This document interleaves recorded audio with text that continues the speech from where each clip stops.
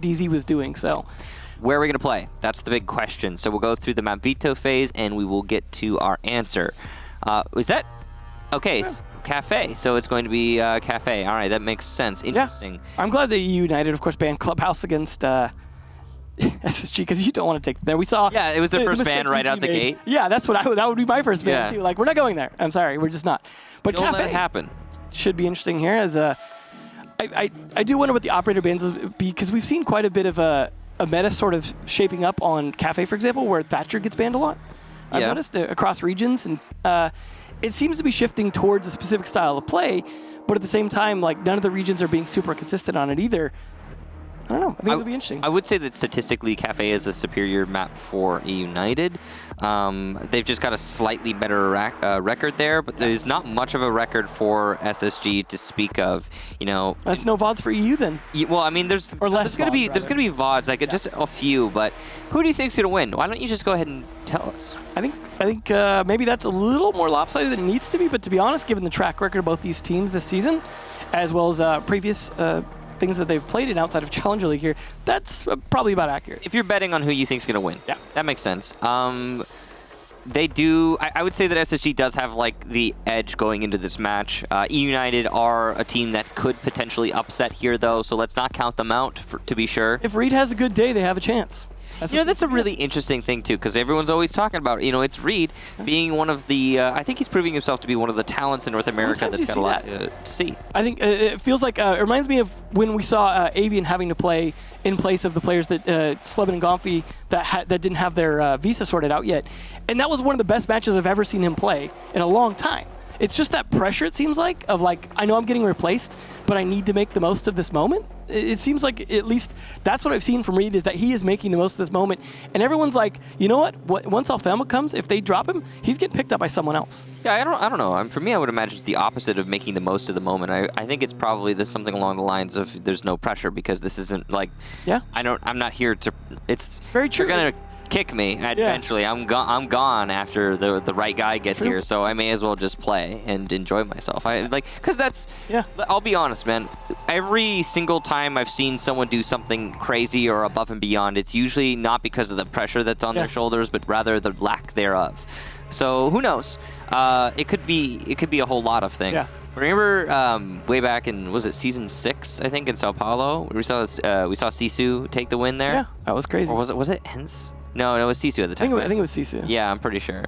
Anyway, that was a long time ago. Let's get back into the match. It's going to be eUnited versus SSG. We'll load into Kafe, and SSG will be starting on defense.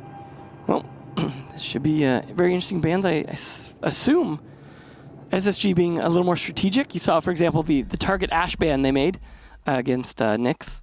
They're definitely looking to make some target bans if they can. Let's see, they got the first one, Capitao. Almost always a good ban, in that he's useful on pretty much every map and most bomb sites. So you're never going to go wrong banning him unless there's someone you need to ban more. Yeah, eUnited does work Capitao into their lineup for Kafe quite a lot. There's that Thatcher ban. They have actually, whenever they can bring Capitao here, they tend to win. So, well, good ban then by SSG. Yeah. Going to disable that just a little bit. The Thatcher ban, on the other hand, actually, I don't really know if that's going to adversely affect SSG on this map. I feel like a lot of teams at this point have to be practicing without Thatcher on this map just because it's become more of a common thing. I'm looking at their compositions. They don't typically bring Thatcher on Attack of Kafe. It's not super necessary. There's a lot you could do with Maverick as well. Kaid, though, it's a good idea to get rid of him if you don't have a Thatcher. But at the same time, there's a lot of positions where you could take out those Electric Claws from above or below that they're not that much of a problem on this map, to be honest. It's maybe a hatch or two might be a little more problematic, but for example, the walls in Bakery, we've seen players take them all the way up, take them out from Christmas all the way down. It's definitely doable. It's more, for me, it affects the Mute Mozzie combo, which is being brought out here by SSG. That's where the strength of the Thatcher ban lies for me. I gotta say, the SSG Mute Mozzie combo is super prevalent, but it's the same thing for eUnited. Yeah. Both of these teams run Mute and Mozzie when they have access to them. So you can expect to see that be a bit of a trend here moving forward for both squads. Funny that they tease it, and then they actually switch to the Mira, and then the Monty comes out. Maybe they saw that they were going to have to deal with the inability to drone from the Meat Mozzie combo, decided, well, we'll just face check with a shield.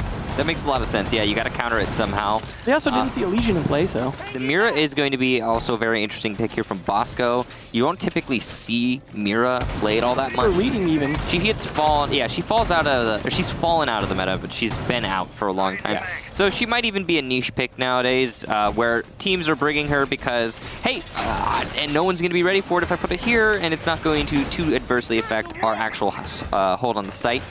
Who knows how that's going to work out for SSG? We'll have to get into the match and find out the hard way. Definitely will be interesting to see what happens when that Monty and Ashe kind of work their way in, and Space Station realizes what they have to deal with. They are going to at least have one C4 likely from Thinking Nade to potentially help deal with that Monty. C4 is not necessarily the strongest weapon against him, but it works better than bullets most of the time. So, what's this starting site here, Devin?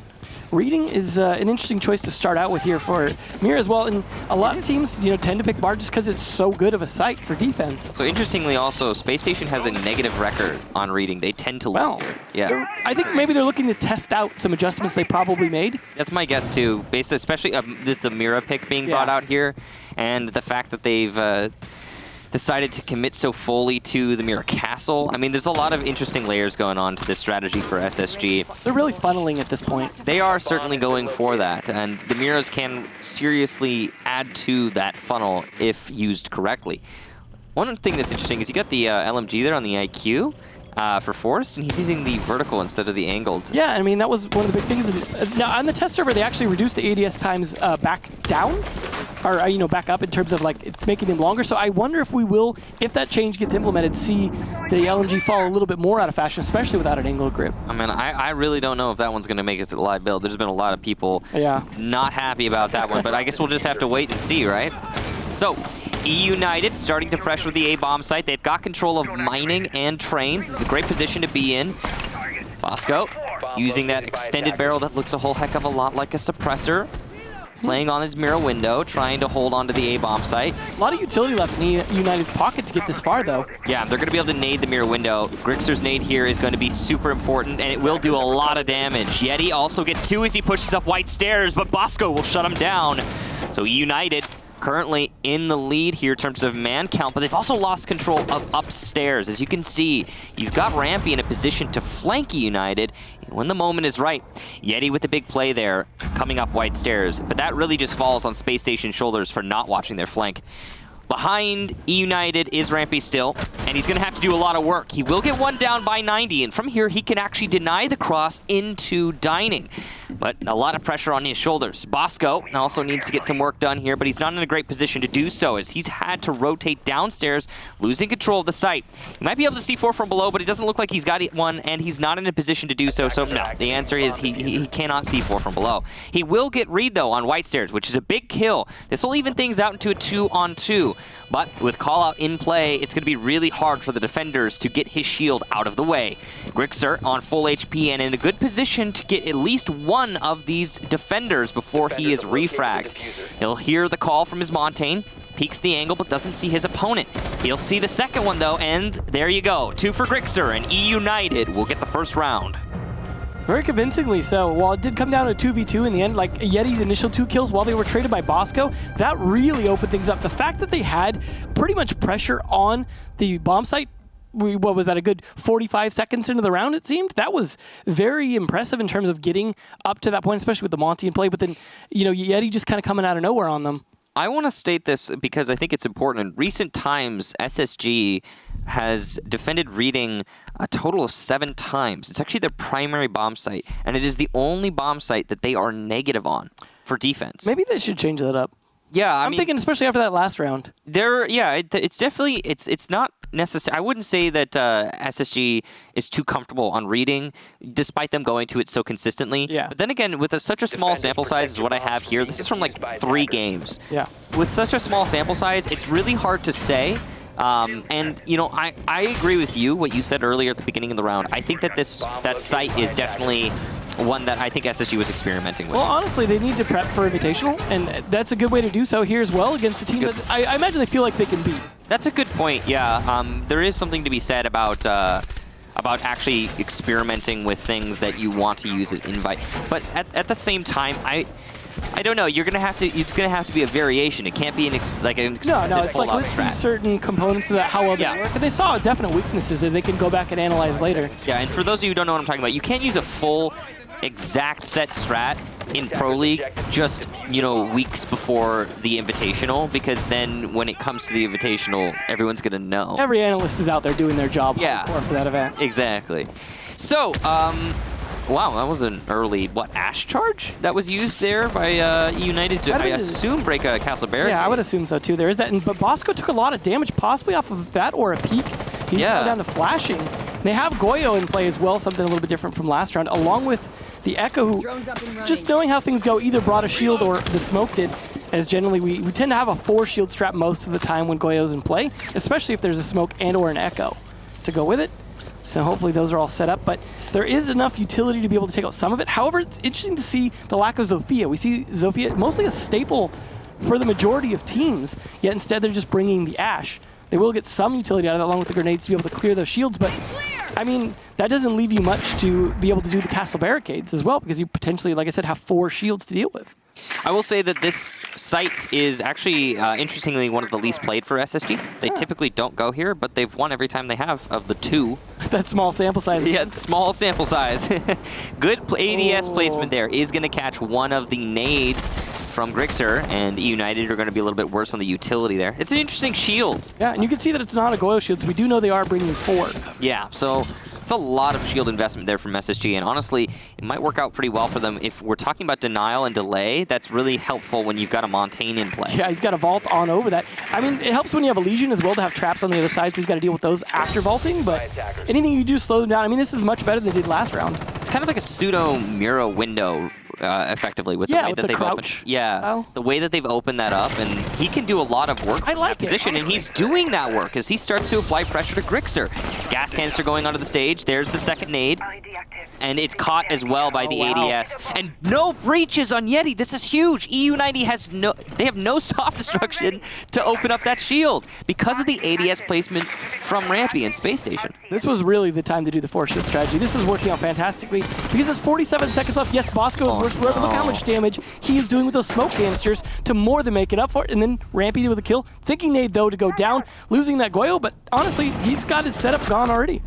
There's a second there for Rampy as he takes up the position of his fallen teammate Thinking Nade, and now United have gotten control of the cigar room. And they're going to push Call Out all the way up to Pixel, but he can't really do much from here. Oh, yes, he can. The Habana destroys the shield. Beautiful.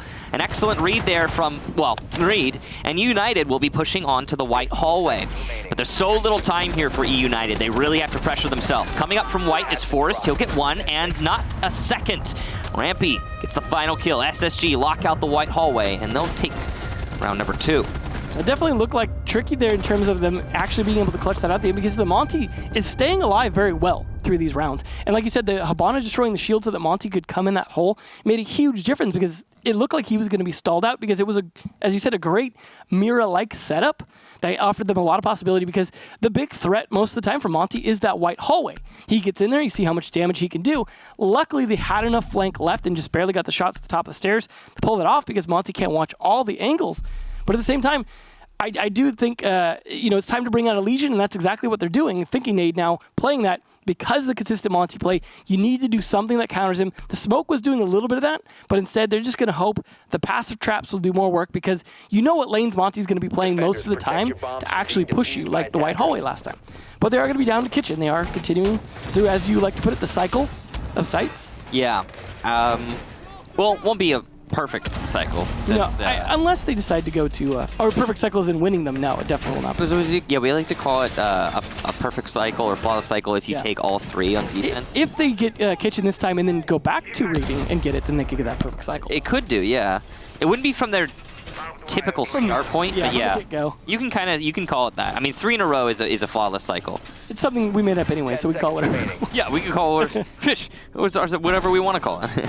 No, but it is really relevant. When you get one of those flawless cycles, it doesn't matter even if it's a defender-sided map. That puts you in a really good spot. Especially on your third bomb side. The biggest thing is that it means that it shows that you don't have a weakness on your defensive side, and that means that the attack has to work extra hard to leverage a weakness out of you to really force a win to happen. Well, that's the problem for SSG. If they win this, though, they have shown they're very weak on reading, no matter how many times they try and play it as their primary. Right. So if they have to go back to it after this, then they could be at a bit of a problem. And conversely, they're really, really good on mining. Yeah. And which is weird because, you know, mining is a strange sight. It's still like the tiniest bit in the meta, but that's about it. Well, it's actually one of they play it a lot. I mean, Yeah, they're one of the few teams that does. Yeah, SSG likes to play mining. They've won it 5 of the 5 times they've played it recent history. So maybe we'll see that after this. Again, it's small sample size, but yeah, we could totally see it coming out here later for SSG.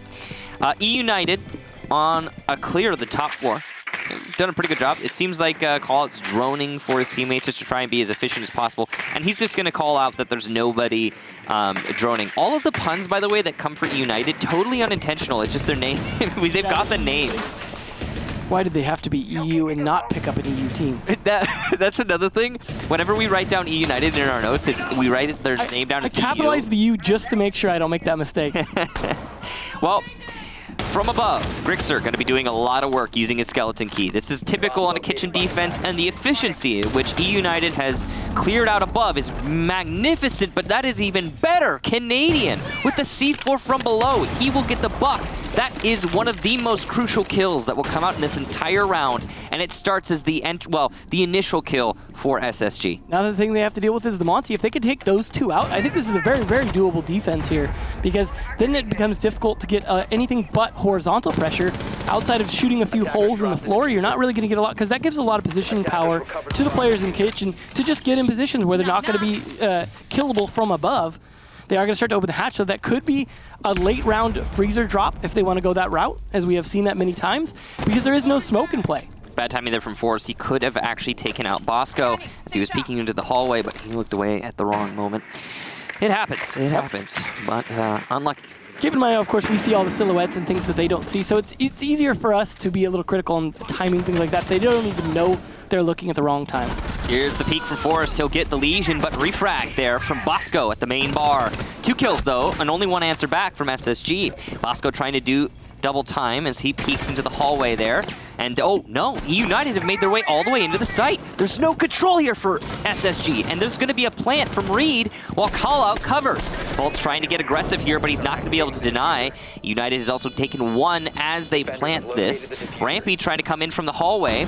He'll have a decent position to get the Habana, and he will. There goes Reed. But the Montaigne in play is going to cause a lot of problems for SSG. There goes Yeti as well. 2-on-1, but can the Montaigne survive? He undeploys, and Rampy gets the headshot. The triple for him. And Fultz will disable that diffuser. I mean, honestly, that was a pretty good take in terms of their ability to get in the kitchen, defend the diffuser going down with the shield, again, not lose the Monty early. The problem is they just lost too many people in the process, and you saw the post-plant cover wasn't great in terms of them knowing what the positioning was of players like Rampy especially, just able to run around and do his thing as, well, Jaeger mains tend to do, just float around the map, but just not being able to control him was the big problem for them there, because had they been able to stop him and make it a 2v2 at the end with one of those being Monty, I think it would have been a lot more doable. But at the same time, good on them getting the plant down. And so far, Monty's, while it's not winning every round, it is working out very well for them. And maybe they consider that in the future. Hopefully that is an accident there. It might have been Canadian not picking and randomly picks Wamai, so I'm not sure what's going to happen with that. He's going to 6 pick away from it, hopefully not going to be penalized for that. Yeah, I mean, obviously that's up to the it's up to the admins. Not our call. Not our call. No, we'll see what comes of that, but likely a mistake there. I mean, quite obviously a mistake. Whether or not it was... No, it happens. It's always a bummer, too, when it randomly picks that, because you didn't pick. For those of you who are not unaware, if you don't pick an operator in time, it will pick one for you. And just be clear, we don't have like a client here where people... just like the new ops aren't unlocked. No, they're there. Yeah. They can be played technically, but they're all. It's against the rules. Yeah, you can't set that in the settings. For those of you who are unclear, you cannot like manually make them unavailable. They will. I mean, they can be banned by players, but why are you going to ban an operator who can't play anyway? So. Certainly not going to happen. Interestingly, we will be going back to reading the one site that SSG has not won. And come on, mining, dining, guys. It's their preferred site. SSG likes going here. Statistically, it's their most played. You think of all people that would like going here, it would be Reed rather than SSG. Because of reading? Yeah, because of the books. Oh, there you go. Oh, wow. Yeah, no, but I don't think that SSG has really felt that they didn't look that comfortable here when they went there last time. Especially with the Monty in play. The biggest thing was that Yeti managed to come up white stairs and nobody stopped him. Like, there was nobody watching white stairs when it is an integral part of the defense. That's what an Ash main should be doing, right? You should be running. Well, yeah, Yeti made the right play. I'm not disputing that. What I'm saying is that SSG should have had somebody to watch for that. Absolutely. And if they did, because they might have, we didn't see the engagement. If they did, then big whoops to losing that engagement, because Yeti disrupted the whole defense. At least they're bringing the Legion for it this time as well to try and help with the Monty, but I mean, last round that really didn't make a huge impact. They really didn't either anticipate where he was going, see goo mines coming out. Forrest does at least see that one, so he's going to know about it ahead of time. But the IQ also could be helping with that and identifying those goo mines ahead of Monty to make sure Call-Out is able to progress unimpeded, because that's what he's been doing. They really need some other counter here. And not bringing a smoke the Monty play might be a mistake. Forrest getting some good information there onto Rampy and Cocktail. Space Station clearly invested heavily in this top floor roam. 3 players upstairs. Nice drone spotting there. Yep. Rampy's position is very well known right now. On the mural window, in Cocktail, trying to hold the top floor. That'll be called out. Call-Out will be pushing up from the main bar. I swear it's not. I know you've got Call-Out, you've got Reed, all these. They will say that Rampy is playing on the mirror window. Smoke will come out to make that a little bit more difficult, but it actually dropped. It went through the hole in the floor. That must have been predicted there from SSG and set up. Forrest will get 1 and lands a shot onto Rampy, putting him on low HP, but Rampy will get away using the drop down. And now United have top 4 control, whether they know it or not, and they'll be able to use that to pressure the bomb site. I love that Monty just walking across the bar. It's just the full coyote, ugly Monty. You just never see that. You're going to hear one goo mine go off, but it's not actually on Call-Out. So he's going to continue to pressure towards the site with Yeti to back him up. It's a very different take here from eUnited compared to the last time we saw them attack onto Reading. You can see Grixer's going to be able to apply a lot of pressure using the skeleton key. He has been such an important player in terms of utility so far through this match. Meanwhile, you've still got Yeti and Call-Out ready to pounce into the B bomb site once Grixer calls that he's got full vertical control. Yeti sees one and sprays out there, missing the shots onto Thinking Nate. Rampy's still in play, and he's been a bit of a hero for SSG, so that might actually change the outcome significantly. He is actually, wow, look at this roam. Wow. Inside of mining. He could do so much work as it comes down to the last 20 seconds. The question is, will he get in front of Forrest, or will Forrest get in front of him? It seems it will be the latter, and Rampy will pick up the kill. Over by pillars is where most of the attack is, and that's where Rampy needs to flank. But meanwhile, the anchors from SSG coming alive and absolutely tearing EU apart. Yeti on the door, eliminated, and Call-Out planting, taken out by Faults. SSG, 3 rounds in a row, and they get that flawless cycle. It's just on the uptake rather than the beginning. Yeah, and that was definitely much, much better. A lot of that came down to the fact that eUnited didn't hold map control. You saw a player up at the top there that was the Legion up on the top floor that should have been already cleared and held. They didn't bring any flight control operators or anything that was really going to hold that. They were just considered, let's push towards site. Let's push towards site after we first clear it. And then Rampy as well, being able to hang out in mining. Their inability to control the roamers absolutely punished them that round. It's actually a really good point. Where's the Nomad and the Gridlock? I mean, neither of them are banned. They're so meta right now. Gridlock on Kafe especially. Yeah. It's very meta. This is definitely one of her best maps, if not her outright best map. Well, we are going to see Call finally drop off the Monty, despite the fact that it seemed like it was working. They've only won 1 round. I should say, usually eUnited will bring a Gridlock. They don't bring Nomad very often, or they don't bring Nomad at all, actually, on this map, on attack. But Gridlock is one of their most played operators here. So clearly eUnited has rotated out something there. I'd say it's probably the Montaigne that they're forcing in. And curiously, they've brought out the there goes Montaigne, and instead they want more soft destruction. Honestly, that was the right choice for the site, because again, Space Station going with the 4-shield strategy at least. Yeah. And that was a problem for them last time. As you mentioned, they ran out of utility to be able to clear those shields, had to depend on the Habana. Cairo's actually clearing one of them. Now instead of the Monty, they are bringing the Zofia for that extra destruction that they need. I mean, they don't have to worry about a Maestro because that's banned, and that's usually the big extra worry. But still, they have the counter to Echo now. They have the counter to the Goyo shields now with Zofia. They're in a good position if they play it smart. And I should say that this is the first time we're really seeing SSD bringing out this Goyo. I mean, not the entire outright first time. They've done it, I believe, before. We're doing SI quals. But yeah, but other than that, they don't really bring on Kafe specifically. Yeah. They don't really bring Goyo in the way that that they're doing it right now. This is a totally new thing from SSG, and I really like what I'm seeing here with the shield setup. This is a bomb site that really benefits from shields. Yeah, on this specific bomb site is where it's working quite a lot. And it's really, like I said, it's just fun to watch new things like what SSG is showing to us. I also have to applaud Rampy's individual roaming prowess. Oh, yeah. I almost expect him on Vigil at this point, just because he's basically been invisible to the attack half the time. Well, I mean, I imagine he's playing Jaeger, of course, because he can have that site presence in the utility, and then also simultaneously he can roam. Since utility, you place it and you're gone. You can see that Yeti's trying to clear out utility using his flashes. He did actually waste one of them as it detonated. He wanted that to hit an ADS so that it cleared it out to make it easier for the soft destruction to open up those shields. Again, they are bringing the Zofia and the Ashe, like you mentioned, like I mentioned earlier, what we're talking about the whole time here. They're doing it so they can destroy the shield. Oh, was that a miss? Wow, this did not look like that worked. I think he missed, and the run-out from Rampy will get call-out as well, so that's terrible. Call-out managed to use all of his utility before he was killed off, but that's still a gun off the board for eUnited. Yeti has also used his utility, so it's down to maybe grenades from Buck at this point. Yeah, Grix is going to have to be the hero here, and you could also use the Habana Excaros on the wall next to the shield in Bathroom, but oh boy. I mean, and this is another thing, Yeti he's had to divert his entire presence over to this repel. They got rid of Montaigne for this. And keep in mind, Montaigne was working great for eUnited. Yeah. Not to mention, SSG, who typically brings Legion, hasn't been bringing Legion through these rounds. It was really about those shields and the castle barricades, having to deal with those. Like you said, at least use the utility before he died, but not as effectively as he would have liked. So really, they're going to get slowed down in this last minute and be forced into positions like that, where things are able to get a kill on Yeti now, and they're still unable to dislodge them off the pixel spot. There might be one more nade for eUnited, but doesn't really even matter at this point. Faults will get dispatched, and that's a really big kill there for eUnited, as that's the Yokai drones no longer able to stun.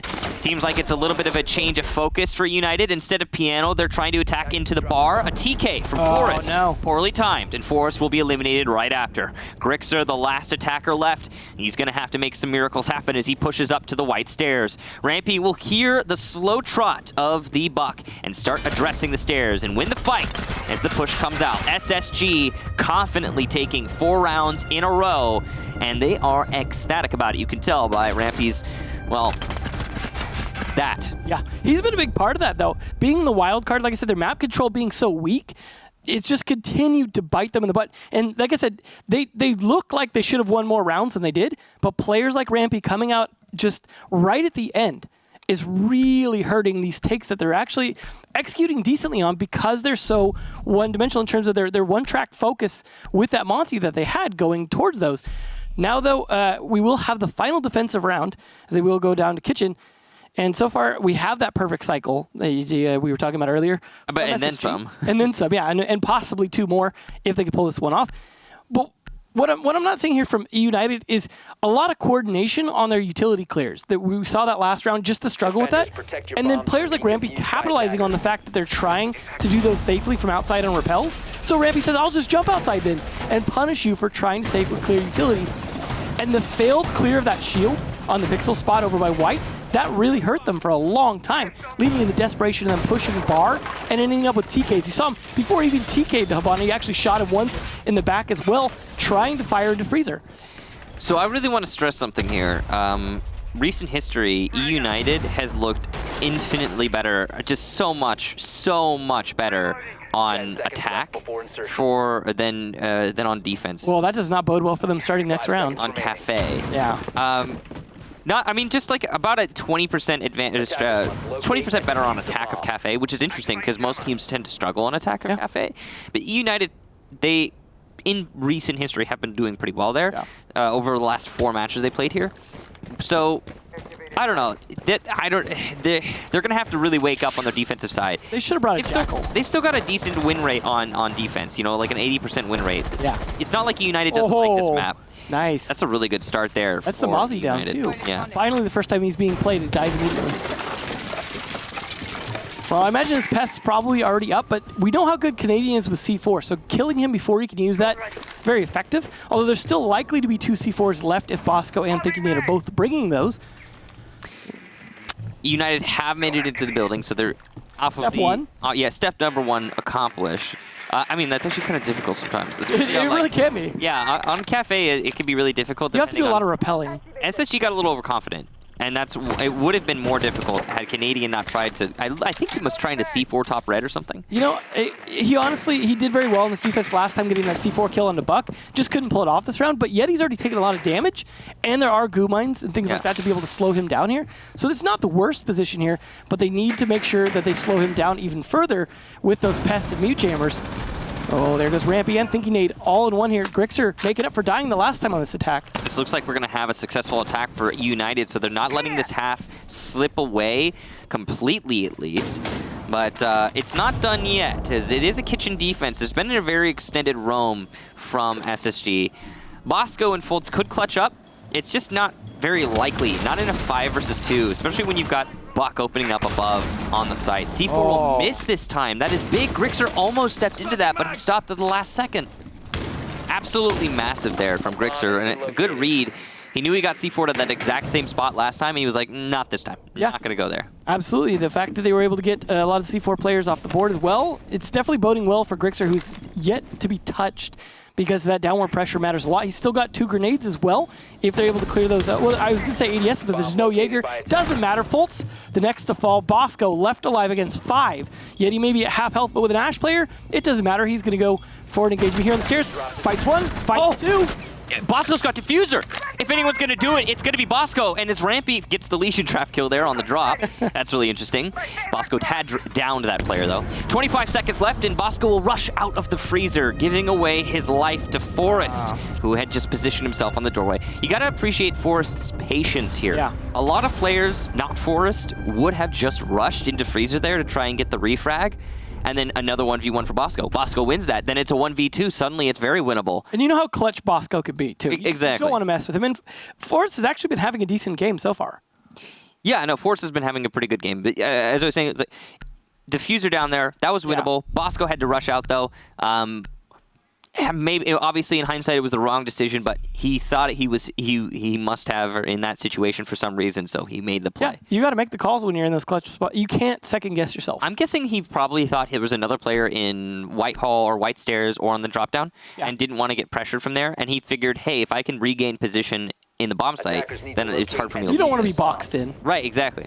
Well, it's going to be a switch of the halves, and SSG doing great on the first half, putting themselves up 4-2. Going into the second half, we will go back to a much more typical Kafe composition on the attacking side, as Thinking Nate has decided to bring the gridlock. Interestingly, too, no Hibana, instead Canadian on good old Thermite, something he's been doing very well at. It was since he made the switch I just mentioned earlier, but he used to be a Thermite main to some extent back in the early days, and it's something that worked out quite well for many rounds. Now they're up at a 4-2 advantage. It's definitely on them, as you said, to make some successful attacks here on Kafe, which isn't always easy, but they're not going to rely on something like Monty. However, eUnited actually bringing out the first pulse, despite all the vertical play we've seen. There is an IQ in play here, so the pulse might actually get hard countered. The Echo probably also going to see much of the same kind of counterplay there from the IQ. And you'll see IQ likely played every single round in this match. She has been so far, I believe. Yeah, it's definitely something you need to have, especially with the Echo unbanned. But, you know, having to deal with the pulse as well makes it even more important. You really need to know where your utility's positioned so you can properly decide how you want to counter it. I should stress, I know that Collet doesn't have a kill, but he was playing Montaigne the majority of the first half, to be fair. So, like, don't put pressure on him for that. Yeah, we can't really call it as rating for this game too much. I mean, we can on the defensive side, but yeah, on the offensive side. And we just started that, so give him some time. On the other hand, Rampy's performance, that we should definitely highlight. Yeah. 12 kills in 6 rounds. That's an average of 2 per round. That's crazy. He has on days and off days, and there's not a lot in between with Rampy, honestly. Yeah, well, I mean, he has few off days is a big thing. Thankfully for your SSG. Yeah, and when it does happen, I'd say he does still pretty all right. You know, just not like game-winningly all right. Yeah.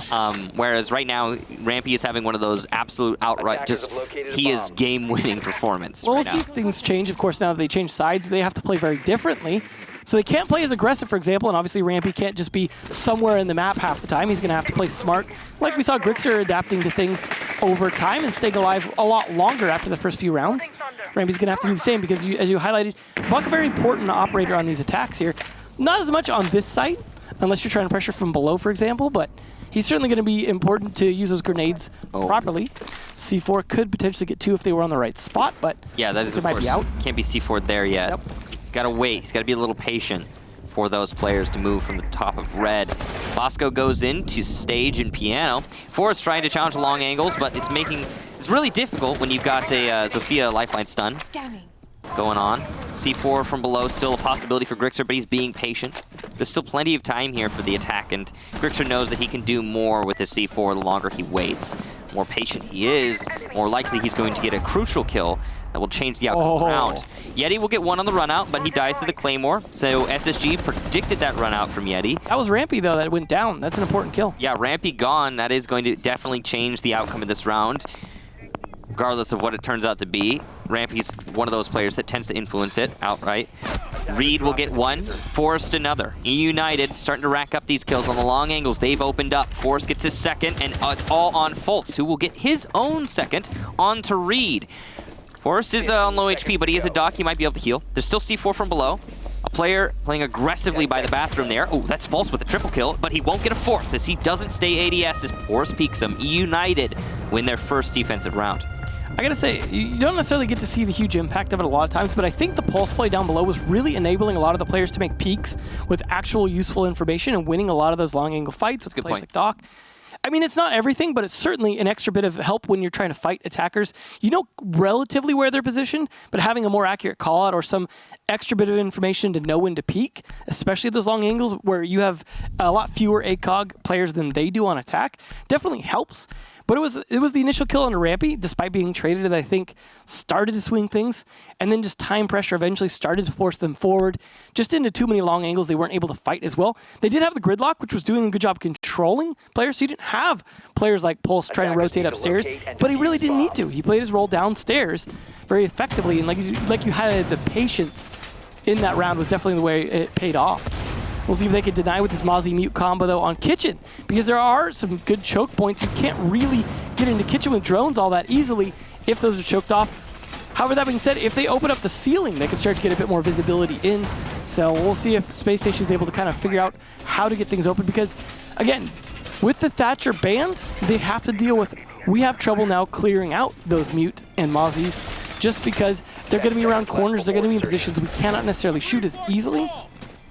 So, definitely going to be trickier, and again, Castle being played quite a bit in this matchup. It's interesting because we don't see it a ton for Kafe. It's definitely played, but I don't think we normally see Castle as much as we're seeing in this matchup for Kafe here. Yeah, I mean, he's not necessarily like the most played operator on Kafe for sure. And if I look at the stats, he gets played sometimes. Yeah, I mean, by Space Station, he actually gets played quite a lot. Yeah. He's actually a mainstay for SSG on this map. But for eUnited, this is, I think, their first time really bringing this out. Fultz, by the way, just a quick sidetrack here, back into the round. Fultz is getting into the building quite quickly here. Yeah. He must have had information from one of his teammates. Yeah, you don't jump into the skylight blind. And I think Rampy is right behind him. Yeah, they both came in really quickly. Good entry. SSG, yeah, with an efficient clear of the top floor, they're going to be able to use that to apply some pressure to the roamers in the middle floor. But again, it is a kitchen defense here, so there's a lot of work for SSG to do before they have full control. Good thing they had that speed then, because they're going to need that extra time. They will do, yeah. They have the gridlock again for that roam control. You see Thinkinade deploying some of that on red stairs. Yet in the meantime, takes down Fultz, though, so the entry not as efficient as they'd like. Thankfully, Bosco finally got into the building, traded out Yeti. Much like last round, that trade out again, but this time, Rampy's still alive and losing Fultz. I think we won't know how effective he would have been, but Rampy, utility-wise, maybe a little bit better to be alive. Yeah, and if there's a Rampy on eUnited right now, it's Yeti, who has been a stand-up performer for eUnited throughout many of these recent matches they've had. So getting rid of Yeti, definitely a big kill there. On the other hand, he was using the UMP on Castle. That's a difficult gun to make really perform. Rampy, with some good situational awareness, just a second off there. Going to miss out on the opportunity there with the Mozzie, who is now peeking. These guys are just avoiding each other narrowly, and Rampy will miss the shots also narrowly. There's Forrest getting Thinkinade, though, on the clear, and then Rampy will respond on the Grixer. So lots of separate engagements going down here for both of these teams. Forrest playing inside of the bakery, he can actually slow down an attack where no matter where it comes for SSG at this point, as we hit the last 50 seconds of the round. It's a good position for Forrest to be in, and there's still plenty of denial utility for eUnited. this vertical pressure is going to have to be really prevalent for SSG and Rampy to take this round, considering the current setup. Still has 2 nades left in pocket, though, and he really needs to use those soon to start to open things up for his teammates. Good positioning here from Forrest on the red stairs, but the sight will almost get him killed, as Bosco could have reacted to that quicker, but Forrest will land the shot. And now it's all on Rampy and Canadian, who will drop into Freezer. Reed and Forrest pick up those last 2 kills. eUnited, 2 defensive rounds in a row. Well, unfortunately, that Freezer tends to become a meat locker very quickly, and there's a reason why it is always risky to be dropping in to go for the plant attempt. We did see that work a little bit for eUnited before, but this is just, it did not work for Space Station. Now we're actually at a tied situation here. Yeah, just like that, it feels like, right? Yeah. I mean, we were not so long ago in a 4-1 situation, then 3 rounds in a row for eUnited, and here we are. Quite interesting to see a turnaround of that extent for eUnited. These attacks, like, they're not bad from SSG. There's just a lot of 1v1s, as you mentioned, a lot of solo engagements. And while a lot of them are being traded, at the end of the day, they're not setting up for an execute fast enough because they're not taking control of the top 2 floors in that particular execute, for example.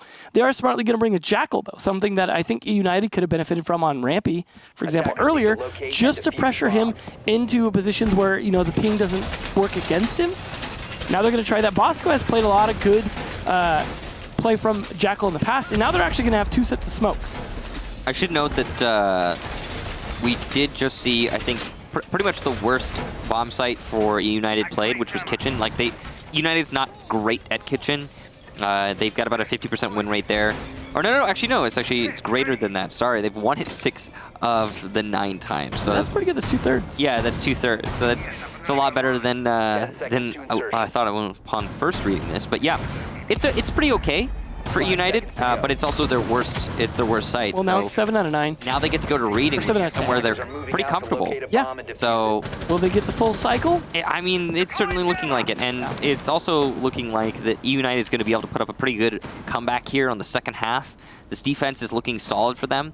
They're bringing the Mute Mozzie combo here, and there's going to be 1 initial kill for SSG. So you actually saw the setup to that kill. Forrest was attempting to run out on the east balcony, and Fultz clearly knew that as he set up on the angle, waited for the rush, and won the gunfight.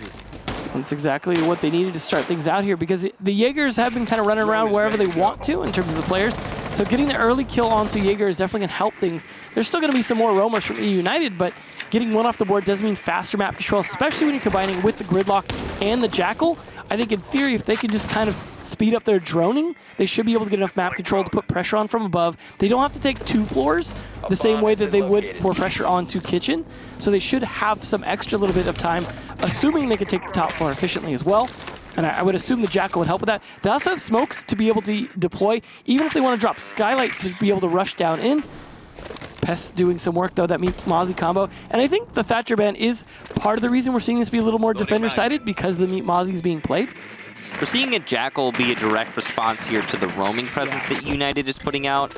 And as you stated earlier, the fact that the Jaeger is dispatched so early on is going to be so good for SSG. They can now combine that with their Jackal play and their efficient clear, and SSG should be in a pretty good position to take this round just off of their ability to isolate the defenders on the site, to force the defenders to the site, and to execute on that. Canadian going to be opening up the wall into reading.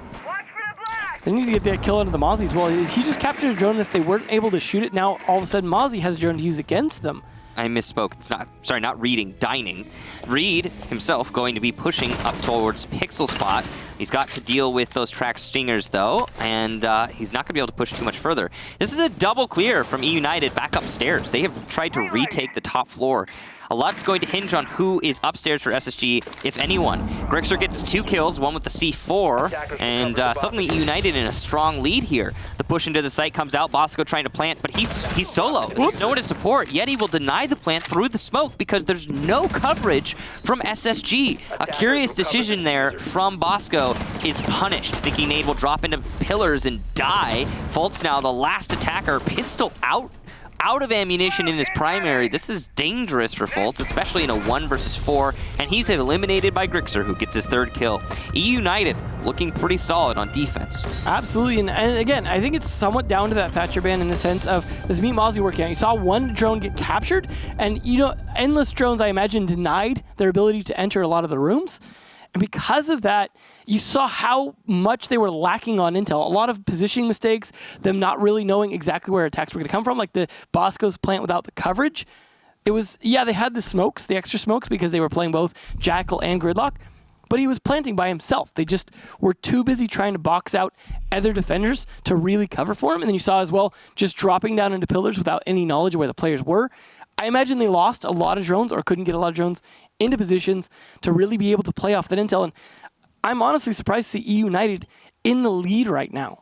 The 5-4. eUnited is 1 round away from upsetting quite a lot of predictions for this match. I don't think many people had eUnited taking a win here. Maybe even a draw. Verdi. If actually, I'm looking at it now. Nobody thought eUnited would win this. Of the caster and talent predictions, not a single person thought that eUnited would take this. And community vote didn't as well. Not even none of the crazy wildcard ones. Yeah. Because we have like sometimes Verdi goes with some crazy picks there. And he's often right, too, with those. Oddly enough, he's in like second place. Yeah. With his crazy picks. Yeah, he and I are tied, but it's an interesting situation we have here, where eUnited is about to upset not only most of the caster predictions, but also most of the community prediction. As this was an 86% of you thought that SSG would win this. That is a crazy high percentage for any team. And you could see why there. It's a big performance from Forrest. Yeah. But not just him. He was the first death in the last round. Forrest died really early on, and still eUnited won that. They stepped up. Yeah, it's teamwork. Well, it's still Mute Mozzie combo, and they've got to deal with extra utility. Like, they've got to clear out those yokais if they can, the castle barricades. Space Station, again, going to have to deal with lack of information, lack of map control, potentially working against them. They just really need to tighten the noose. They're bringing a Nomad this time instead of the Gridlock to see if that works a little bit better. There are some differences in how you can use that may work out for them, but honestly, just map control is not really here for either team on these attacks. I should state that eUnited have, through this season, come very close to winning many, many times. Yeah. And they have managed to flub it in the end many, many times. So this could still be a win for SSG. I could totally see, realistically, SSG winning every round from here on out and taking the W, but it's just... It only has to be 3. Yeah, I mean, it's not a crazy prospect. It's just eUnited right now are in such a good spot to make it so that doesn't happen. Bosco trying to apply pressure to Piano through this drop, and he'll be successful somewhat, but he'll eat an equal amount of damage, well, just about, as Yeti has good situational awareness on that push from Bosco. Well, Yeti being at the lower health here should be easier to take out, but of course... Just slightly. Yeah. But the same, both will die to 1 bullet, probably. Yeah, especially being a 3-speed. But Fultz, speaking of 3 speeds, able to control white stairs. Yeah, and that's a really good pick there from Fultz onto Forrest, the top frag for eUnited. Now if they could finish off Yeti, they'll be in a decent position. Yeah, Yeti has been a big performer as well for United, but he's on low HP, as we talked about, so he'll die pretty quickly. You can see that Rampy's waiting for the drone call, and he'll get it. And there's the buck from below. Really good comms here from SSG. Nade set up as well, and it might do a little bit of damage, maybe get the kill. A lot of damage actually onto Reed, and he'll get the headshot to finish off the Echo in sight. This is a really good setup here from SSG as they start to pick apart the cocktail anchors. Bosco and Repel making it so they can't move, and that means when the buck comes from below, that's even worse. Rampy gets a second from below. That's Yeti gone. Now eUnited in a 2 versus 5. This could be the first attacking win for SSG as we hit the last 30 seconds. Fultz gets called out there from the white stairs, and a third for Fultz. A flawless round for SSG, and they finally win an attack. And we did see even the air jab paying off there towards the end. You saw the Mozzie get air jabbed. You just saw kind of the tail end of that. But it still helped. It gave him the information to know where he was playing at. But it was those early kills and damage that they did that really made the difference. But also, the play from below from the buck, taking out the Echo, really makes a difference on that push, because then you've got the pressure from Bosco, as you mentioned, from the window. And we know how strong he is on window repels. You take, for example, Sandwich on border. He is very strong in those positions, and he was able to just lock them down top floor, let Buck do his thing. there was so little people left at that point on defense, and one of them, Yeti, was at very low health, wasn't going to be able to impact the round a ton. Forrest going to try the Goyo, assuming he doesn't 6-pick off of it. Yes, there he goes, confirms it. Nope. They're still making some audible calls there, but no 6-picks actually coming out. They're going to try the Nomad yet again. It's time for Kitchen. Defenders, protect your As you mentioned, SSG could come back 3 in a row, but if they lose one of these rounds here, then at most they get is 1 point. So, Kitchen defense here for United. We talked about this in the past. This is their worst site, but they're good at it. I mean, they typically win here, but it is, I would say this is about the lowest hanging fruit that Space Station is going to get. If they lose their attack here, it'll be a little bit more difficult for SSG moving forward. Interestingly, I mean SSG, have adapted their operator selection just a little bit. They've changed it off the Gridlock. They've brought the Nomad. There's only light hard destruction being brought in that Habana. Of course, with the Thatcher ban, that makes sense. You bring Habana instead of a Thermite because she can do a little bit better typically on the fragging, and she's more versatile in opening up walls, like ones in the red hallway, for example. If you don't have a Thatcher, maybe there's no Mute Jammer, no Bandit Battery, no whatever on that wall. But in this case, there's actually not any kind of denial being brought for the hard destruction from eUnited. We just haven't seen that be too much of a factor in this match. Thermite's tricky to use because your positioning matters and you can really get... Yeah. I mean, we see a lot of running around flanking happening here. It makes sense. I'm just talking about like right now in general. Honestly, the hard destruction's been such a small part of this match, if it even has been a part of this match. I think the Habana is the right choice though for Kitchen because opening up lines of sight, you end up with a lot of angle fights in the Kitchen. Having pressure from above and able to open up walls could make a significant difference, especially with no mutant play now. SSG losing a little bit of HP early on there, thinking Nate. Gotten a little bit of a scuffle, but they'll actually get a whole kill out of it. That's Yeti. That's one of the top performers for EU. That is huge for SSG to pick off early. Now it's on Forrest to stay alive as he's been the other top fragger for the team. And thinking they did take a bit of damage, but that's not enough to really stop him likely from getting his air jobs at least set up. And it's quite a gun on Nomad as well to do a lot of damage. So if they can get the favorable engagements here, especially against the Goyo, this could work. But they've got to get Forrest out from behind the bakery counter, or he might actually be in prep now. It is difficult to deal with that position, though. You want control of bakery, you need control of bakery, but Forrest is going to make that hard. Really good information here from SSG. They've determined that coat check is empty, so SSG is not going to have to worry about a flank from there. They also know that they've cleared out the majority of that main lobby, but not the entirety. There might be somebody on the defense inside of VIP. I can't quite tell. What we do know is that SSG wants to go for a bakery take, and since the prep wall is partially open, now fully opened really, they're going to be able to put pressure onto the A-bomb site, where you see Goyo playing. Lots of open holes here for SSG to work with, but that could work against them as well, as they'll have to go in through crossfires in order to pressure the site. There is actually a player for eUnited in the main lobby. Don't know who it is, but that's a really important position for that player to hold, as Fultz needs to cross from Harry Potter to get to the site. We're getting low on time here for SSG. They're going to have to start picking things up in terms of pacing. Gas canisters coming out to deny, and there's still C4 for United to deny the plant further. Nade from Rampy, though, is going to go into prep window and land on the Forest. That's a 5v3 now. SSG is in the driver's seat.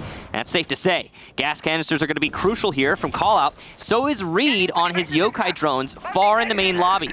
If he catches one on the cross, that also could be really good. Grixer on the roam, sees the Nomad, but oh, what is that, Grixer? A huge blunder, and he's not going to be able to get the Nomad, at least not right now. As he goes for the challenge, he'll win the second one, though. Canadian going for the plant, Yokai drone in for the denial, but he misses the spot on the player. A huge mistake from Reed.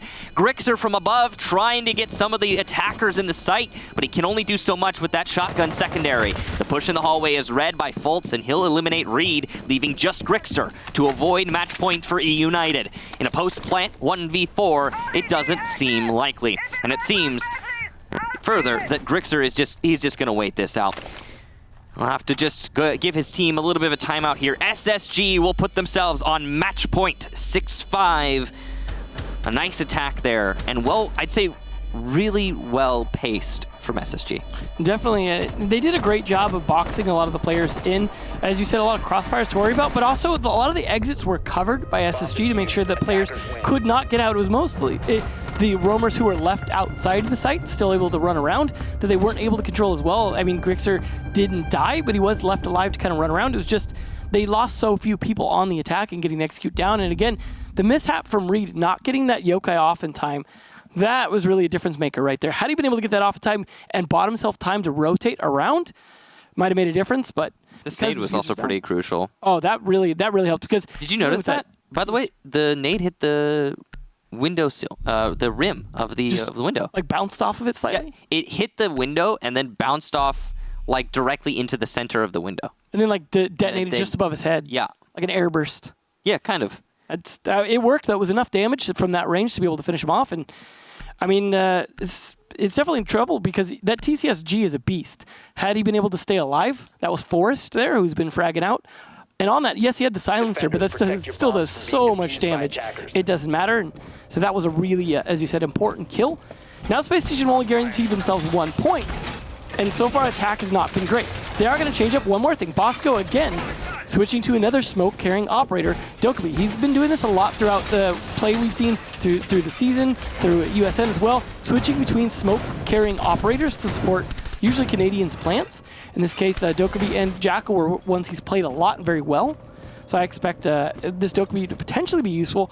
Now, there was changes on the TTS where the Echo could be called and his drone could be hacked, but that is definitely not in the live build at the moment. So Reed still will be immune to those phone calls, but you likely know where he's going to back. That's not going to really make a big difference. Yeah, he'll be playing Cocktail. Yeah, you probably know, the entire round. He's going to be probably up on a bar to try and avoid Buck like you see him, because Rampy's going to know he's there too.